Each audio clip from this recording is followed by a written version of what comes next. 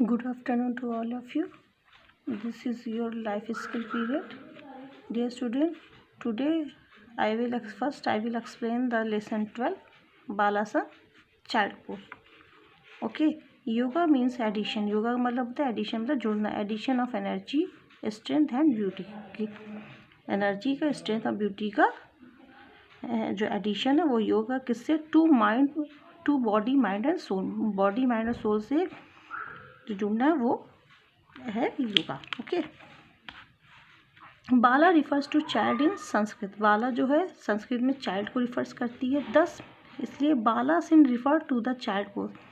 इसलिए बालासन जो है रिफर होती है child as a child pose. It belongs to the category of curve of bend asana. ये किस कैटेगरी से बिलोंग करती है?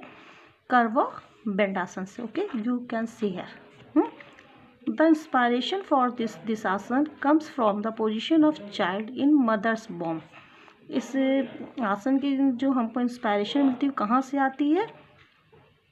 मदर बॉम्ब से. जब चाइल्ड की जो पोजीशन की इंस्पायरेशन है वो हमको आती है मदर बॉम्ब से. Hence it is called child. इसलिए इसको चाइल्ड पोज कहा जाता है.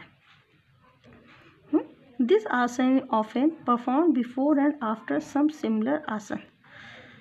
हम इस आसन को क्या करें? कुछ आसन के पहले और बाद में भी परफॉर्म कर सकते हैं. It can also be use as a relaxing position. इसको हम रिलैक्सिंग पोजिशन में भी यूज़ कर सकते हैं. वाइल परफॉर्मिंग, जब परफॉर्म करते हैं back bend exercise beside being perform separately. हम अलग से भी इसको परफॉर्म कर सकते हैं. स्टेप्स ऑफ बालासन. बालासन कैसे करेंगे इसके स्टेप्स बता रहे हैं. टू परफॉर्म दिस आसन, इस आसन को perform you must sit first in Vajrasana.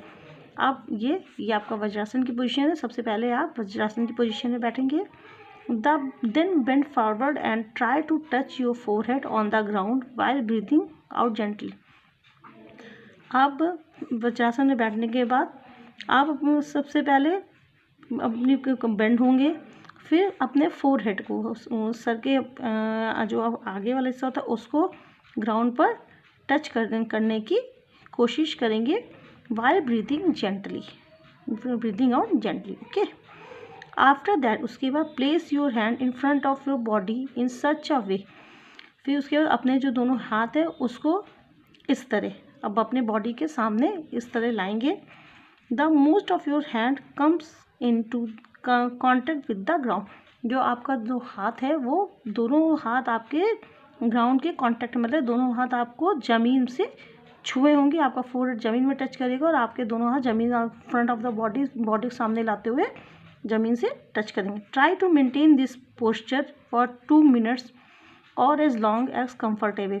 आप इस पोस्चर को ट्राई करेंगे कि आप 2 मिनट तक इसको रुके. और जैसा कि अगर आप और ज़्यादा कर सकते हैं, कंफर्टेबल है तो इसको और ज़्यादा कर सकते हैं.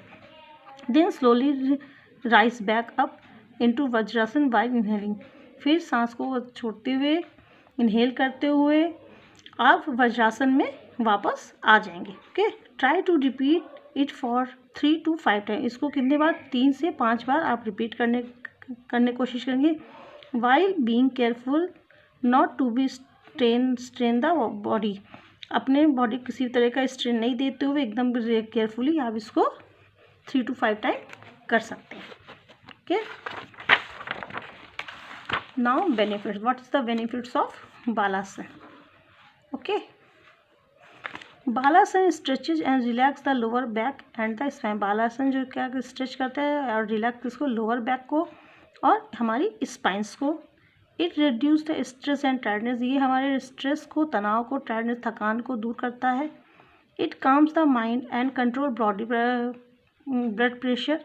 ये हमारे माइंड को काम करता है, काम जितने तो करता है, आराम देता और कंट्रोल द ब्लड प्रेशर को कंट्रोल करता है. इस strengthen the stress the lower body. ये हमारे लोअर बॉडी को मजबूत बनाता है और इसको स्ट्रेच करता है. Okay. Now you all read it your self.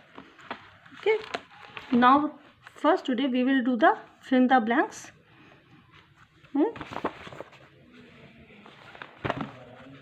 First, filling the blanks of Balasana. Balasana refers to child pose in Sanskrit. You already read it. Balasana refers to child pose in Sanskrit. You will fill the child pose. Second, Balasana stretch and relaxes the lower back and the spine. Balasana किसको क्या relax stretch करता है? Balasana stretches the spine. Balasana stretches and relax the lower back and the spine. Okay. Third, the English name for Balasana is child. Balasana का English name child है. Third is child. Third and fourth, Balasana strengthen and stretch the lower body. Balasana, what will be fill here? Strengthen. First is child pose, second is spine, third is child, and fourth is strengthen. You can also do it in your book. Okay, exercise 2, exercise B in your book. Okay, now start writing. Have a nice day.